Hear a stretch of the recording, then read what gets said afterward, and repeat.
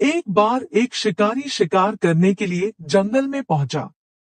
उसने अपने तीर पर बहुत ही खतरनाक जहर लगाया और शिकार को निशाना बना करके उसने तीर को छोड़ा।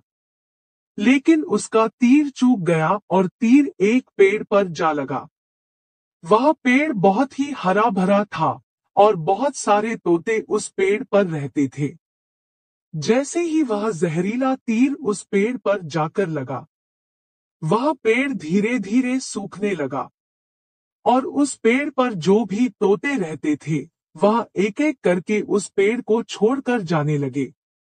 उस बड़े से पेड़ के कोटर में एक बहुत ही बूढ़ा तोता रहता था, जो बहुत ही धर्मात्मा और अच्छे मन का था। सभी तोते उस पेड़ को छोड़कर जाने लगे थे, लेकिन वह बूढ़ा तोता जाता था, दाना लेकर के आता और उसी कोटर में आकर के बैठ जाता, परंतु उस पेड़ को छोड़ने को तैयार नहीं था।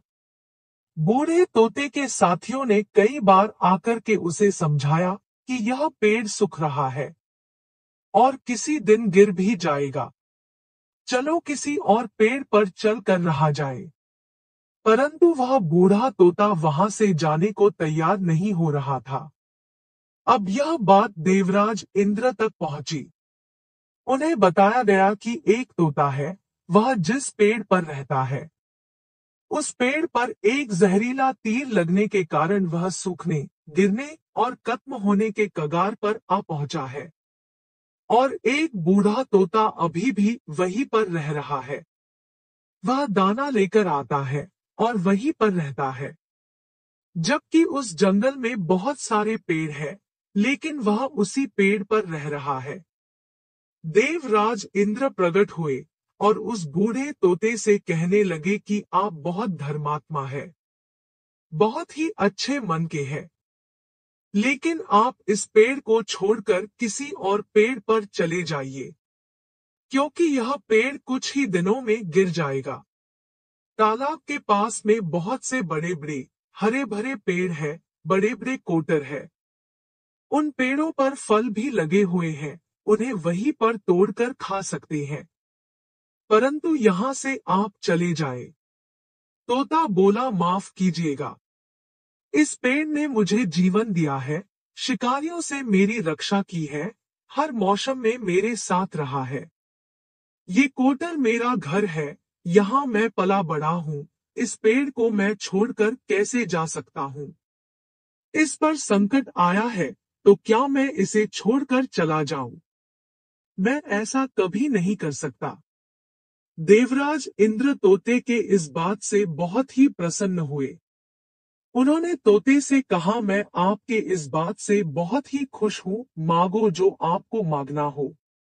उस बूढ़े तोते ने कहा, मुझे बस इतना मांगना है कि जिस पेड़ ने मुझे जन्म दिया, जहाँ मैं रहा, पला बड़ा, जिसे आप मेरा जन्मभूमि कह सकते हो, आप इसे फिर से वैसा ही हरा भरा कर दो जैसा यह था।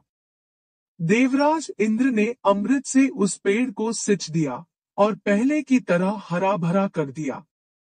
अब वापस से उस पेड़ पर आकर के बाकी तोते रहने लगे।